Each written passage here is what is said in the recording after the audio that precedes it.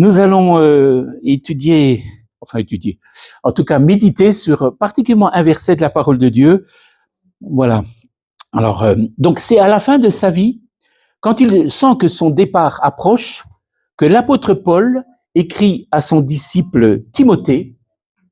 Il a à cœur de lui donner de précieux conseils afin que la vérité de l'Évangile soit fidèlement transmise pour les générations suivantes.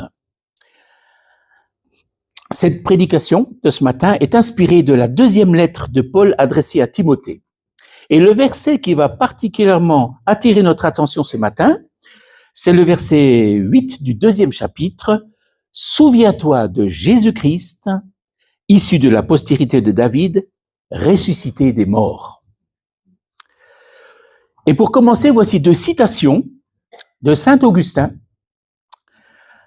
Que le souvenir de Jésus soit comme le parfum répandu.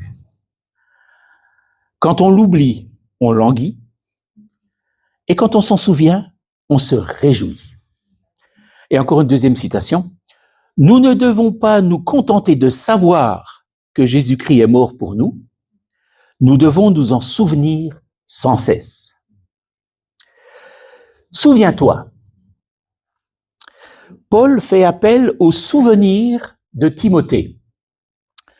Pour pouvoir transmettre, il faut se souvenir. Nous transmettons des enseignements, des vérités et des faits qui se sont produits dans l'histoire et que nous ne devons pas oublier. Dans cette deuxième épître, l'apôtre rappelle à Timothée plusieurs faits du passé. Je vous propose de les passer en revue. Au premier chapitre, Paul écrit à Timothée « Je t'exhorte à ranimer le don de Dieu que tu as reçu par l'imposition de mes mains. » Paul exhorte Timothée à ranimer le don qu'il a reçu quand on lui a imposé les mains. Il fait remonter à sa mémoire un événement marquant dans sa vie spirituelle. On ne sait pas précisément de quel événement il s'agit, mais cet événement avait dû disparaître de la mémoire de Timothée, ou en tout cas, il semble avoir perdu de l'importance. Chers sœurs et frères, c'est peut-être aussi le cas dans notre vie. Dans le passé, nous avons été visités, nous avons été bénis d'une manière tout à fait spéciale, et les années passant, nous avons peu à peu oublié ce qui s'est passé. Le souvenir a diminué, comme la neige fond au soleil. Si c'est le cas, il est bon de faire un exercice de mémoire et de retrouver comme des perles précieuses le souvenir des interventions de Dieu dans notre vie. Il peut s'agir d'événements décisifs, comme notre conversion, des exaucements de prières extraordinaires, de la joie du jour de notre baptême, de notre mariage, des événements qui nous ont fortifiés et fait grandir, sans lesquels nous ne serions pas ce que nous sommes aujourd'hui. La Bible nous recommande souvent l'exercice de mémoire. Je citerai deux passages des Écritures qui vont dans ce sens. Psaume 77, versets 12 à 13. « Je me rappellerai ce qu'a fait l'Éternel. Oui, je veux évoquer les prodiges passés. Je veux méditer sur toutes tes œuvres et réfléchir à tes hauts faits. » Et aussi dans Deutéronome 8, « Souviens-toi de tout le chemin que Dieu t'a fait faire. Reconnais en ton cœur que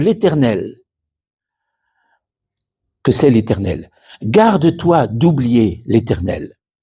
Prends garde que ton cœur ne s'enfle et que tu n'oublies l'Éternel. » Notre mémoire nous fait souvent défaut. Surtout moi avec mes 66 ans. C'est aussi pour cela que Paul recommande à Timothée de retenir les saines paroles qu'il a reçues de lui. Timothée a reçu les saines paroles de la bouche même de l'apôtre Paul. Les premiers chrétiens ont reçu ces mêmes paroles fixées sur des parchemins que Paul a écrits à l'intention des églises. Et c'est vers la fin du 1er siècle que tout le Nouveau Testament, c'est le petit livre bleu que je t'ai offert, que tout le Nouveau Testament a été écrit là, il a été achevé. Et nous avons accès de manière fiable à ces paroles que nous devons retenir. Mais ne pas les retenir n'importe comment. Les retenir dans la foi et dans l'amour. Ne pas connaître pour simplement savoir, mais pour grandir dans la foi et dans l'amour. Juste après cette injonction à retenir les saintes paroles, Paul mentionne des personnes qui l'ont abandonné. C'est probablement parce que ces personnes se sont éloignées en oubliant les paroles de sagesse. Il y a là un avertissement sérieux. Attention, en négligeant la parole des apôtres, et pour nous plus largement la lecture de la Bible, on risque de s'éloigner, de perdre notre zèle et de dévier. Paul conseille à Timothée de garder le bon dépôt par le Saint-Esprit qui habite en lui. Dans ce travail de mémoire, nous ne sommes pas seuls, nous avons l'appui précieux du Saint-Esprit qui fait remonter à notre conscience des choses oubliées du passé. Souviens-toi. Souviens-toi de moi, écrit l'apôtre. Tu as suivi de près mon enseignement, ma conduite, mes résolutions, ma foi, ma douceur, ma charité, ma constance, mes persécutions, mes souffrances. À quelle souffrance n'ai-je pas été exposé à Antioche, à Icône, à Lystre? Quelle persécution n'ai-je pas supportée? Et le Seigneur m'a délivré de toutes. La vie de Paul, son enseignement et ses actions sont des modèles précieux que Timothée doit garder en mémoire. Cela lui servira de réconfort et fortifiera sa foi quand lui-même passera à travers des épreuves difficiles. Nous avons certainement connu des femmes et des hommes de Dieu que nous avons admirés pour leur foi, leur fidélité, leur bonté, leurs paroles sages ou leurs actes empreints d'amour. Gardons vivante la mémoire de ces personnes qui sont pour nous de précieux encouragements. L'auteur de l'Épître aux Hébreux écrit « Souvenez-vous de vos conducteurs qui vous ont annoncé la parole de Dieu. Considérez quel est le bilan de leur vie et imitez leur foi. Demeure dans les choses que tu as apprises, écrit l'apôtre à son disciple. L'importance de l'enseignement, l'importance de ces fondations sur lesquelles notre vie chrétienne s'édifie. Sans cet ancrage, il risque de nous arriver ce que Paul décrit plus loin au chapitre 4 de sa lettre. Les hommes ne supporteront pas la saine doctrine, mais ayant la démangeaison d'entendre des choses agréables, ils se donneront une foule de docteurs selon leurs propres désirs, détourneront l'oreille de la vérité et se tourneront vers des fables. Pour éviter ce danger, nous devons demeurer dans les choses que nous avons apprises et reconnues certaines, sachant de qui nous les avons apprises. Nous avons peut-être eu la chance de connaître dès notre enfance les saintes lettres qui peuvent nous rendre sages à salut par la foi en Jésus-Christ. Car toute écriture est inspirée de Dieu et utile pour enseigner, pour convaincre, pour corriger, pour instruire dans la justice, afin que l'homme de Dieu soit accompli et propre à toute œuvre bonne. Souvenons-nous des Écritures. Elles sont la parole de Dieu. La lire, l'étudier, la méditer, nous accordera la croissance spirituelle et un épanouissement dans la vie chrétienne. Mais je suis sûr que vous le faites. Au centre de ces exhortations à raviver la mémoire dans plusieurs domaines importants, Paul attire l'attention sur une personne particulière. Souviens-toi de Jésus-Christ. Timothée n'avait jamais vu Jésus-Christ. Il n'a pas pu le côtoyer, comme les 12 disciples ont eu la chance de le faire. Pour lui, se souvenir de Jésus-Christ, c'était se souvenir de ce qu'il a pu entendre au sujet de Jésus-Christ. C'est un peu comme si l'on nous disait « Souviens-toi de Napoléon, de Jules César ». On connaît de ces personnages ce que les historiens ont pu nous transmettre Mais en ce qui concerne Jésus-Christ, il y a quelque chose de plus que le simple souvenir d'une personne décédée. En effet, Jésus-Christ est ressuscité. Il est toujours vivant et on peut le connaître d'une manière intime par le Saint-Esprit qui nous a été donné. Comment Timothée pouvait-il se souvenir de Jésus-Christ? Comment les premiers chrétiens, ainsi que les chrétiens de tous les temps et de tous les lieux, se souviennent-ils de Jésus-Christ, comme nous, à Épinal ce matin? Eh bien, en se rassemblant pour étudier les Écritures qui nous parlent de lui, et en accomplissant aussi un acte symbolique que nous avons vécu ce matin, riche de sens, le partage du pain et du vin. Faites ceci en mémoire de moi, a dit Jésus. Le pain et le vin représentent le corps et le sang de Christ. Par ce geste, l'Église se souvient que Jésus-Christ est mort sur la croix pour pardonner et ôter les péchés. L'apôtre Paul a écrit: « Toutes les fois que vous mangez ce pain et que vous buvez cette coupe, vous annoncez la mort du Seigneur jusqu'à ce qu'il vienne. » Jusqu'à ce qu'il vienne, cela implique qu'il est vivant, qu'il est ressuscité et qu'il reviendra. Peut-être bientôt. Certainement bientôt. La scène est donc un moment solennel pendant lequel les croyants unis dans la fraternité se souviennent de leur Seigneur mort et ressuscité par amour pour eux. Quelle joie, quel privilège d'avoir pu vivre ça ce matin. Souviens-toi de Jésus-Christ. Souviens-toi de Jésus-Christ issu de la postérité de David. En ajoutant issu de la postérité de David, Paul affirme que Jésus est le Messie des Écritures. Le fils de David, sa venue a été annoncée et préparée pendant des siècles. Quand des parents se souviennent de leur enfant en regardant des photos du passé, ils peuvent se remémorer des tranches de sa vie depuis le jour de sa naissance. Mais ils peuvent aussi se rappeler des 9 mois de grossesse qui l'ont précédé, ou encore avant, comment ils ont désiré et planifié sa venue, des mois ou des années avant sa conception. Se souvenir de Jésus-Christ, c'est aussi penser à sa planification des siècles avant sa naissance. Naissance préparée par Dieu le Père et annoncée par plusieurs prophéties. J'en cite une du prophète Jérémie. « Voici venir des jours, oracle de Yahvé, où je susciterai à David un germe juste. Un roi régnera et sera intelligent, exerçant dans le pays droit et justice. En ces jours, Juda sera sauvé et Israël habitera en sécurité. Voici le nom dont on l'appellera, Yahvé notre justice. » La venue du Messie est un accomplissement.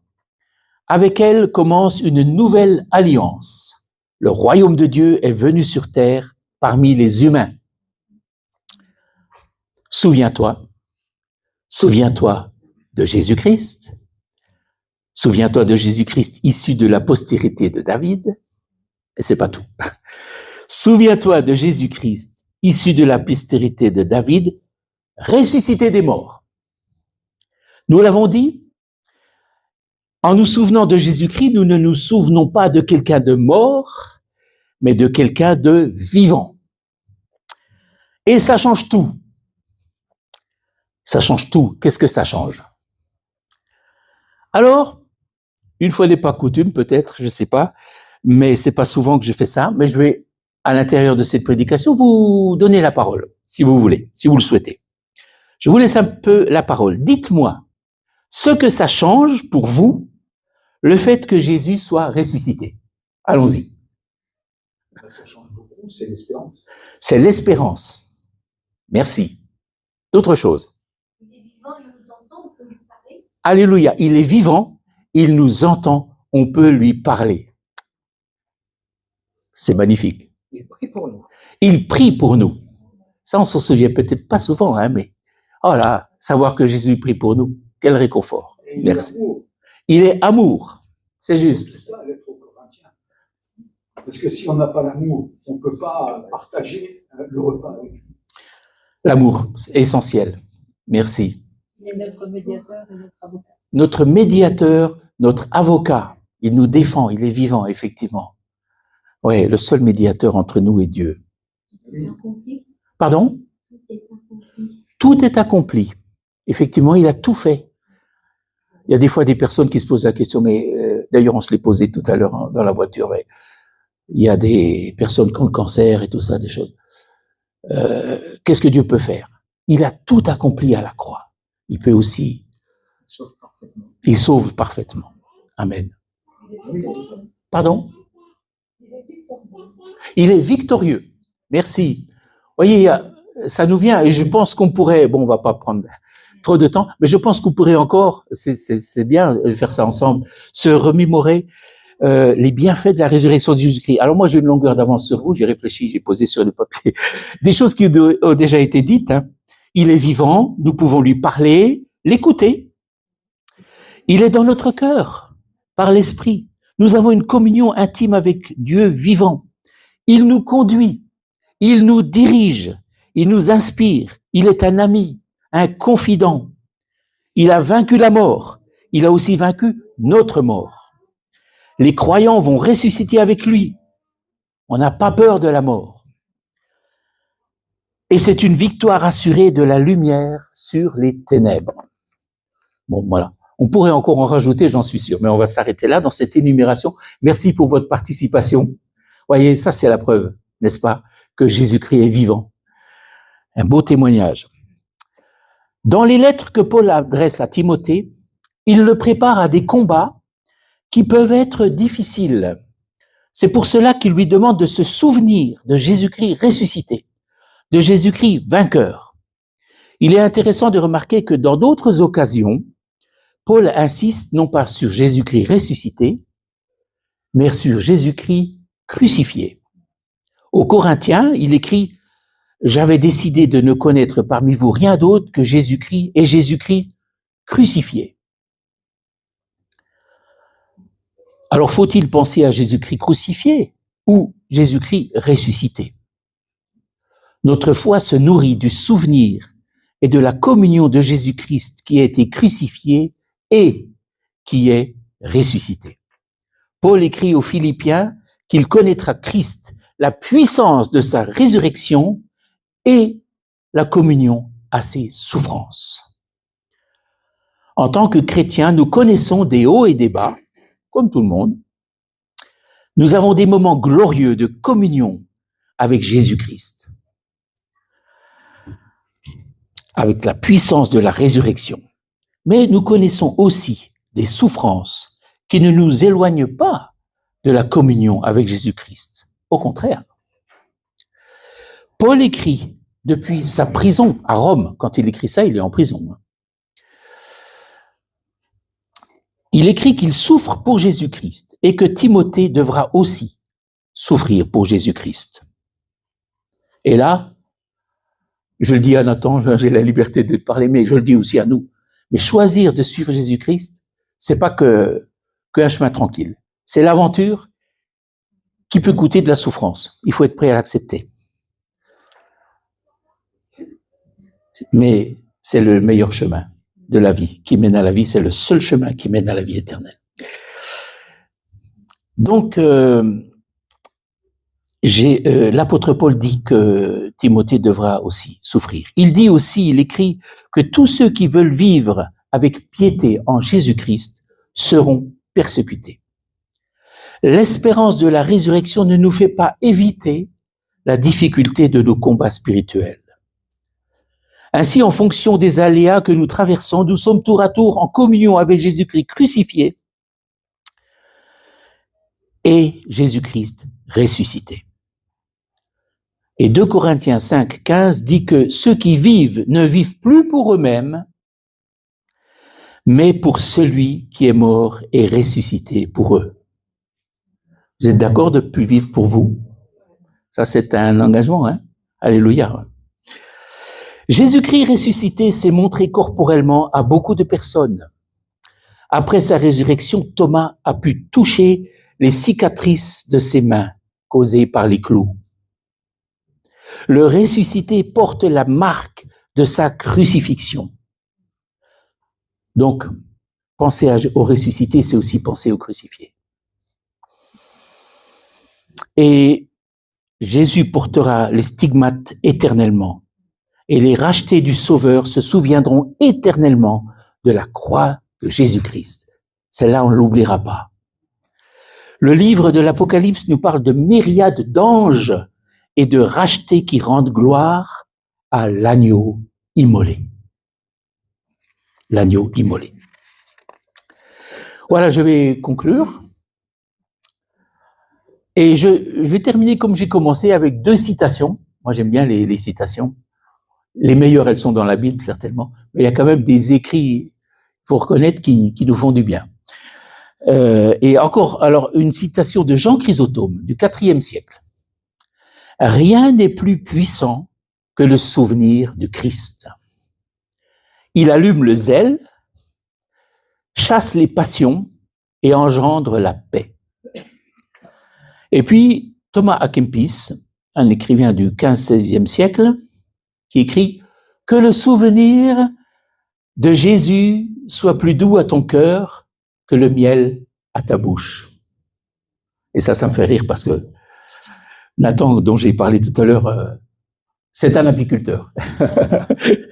Eh bien, le miel, c'est doux à la bouche, mais le souvenir de Jésus-Christ, qu'il soit doux à notre cœur.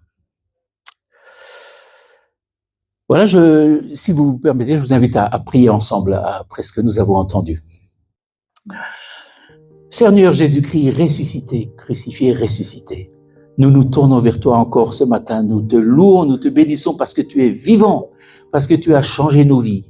Et nous voulons effectivement garder précieusement dans notre cœur le souvenir de tout ce que tu as fait dans notre vie. Merci pour chacun d'entre nous, merci parce que tu connais notre histoire, tu es intervenu dans notre histoire et tu nous conduis. Seigneur, que ta parole, que ton esprit soit vraiment ce que nous avons de plus précieux, que nous voulons conserver dans notre cœur et ne pas nous éloigner de cette pensée de Jésus-Christ. Merci pour ton esprit vivant parmi nous. Nous bénissons l'Assemblée de Colmar ici, je la bénis en ton nom, et encore tous ces habitants de Épinal, et encore tous ces habitants d'Épinal qui vont aussi découvrir à travers le témoignage des uns et des autres le message de Jésus-Christ. Au nom de Jésus-Christ, Amen.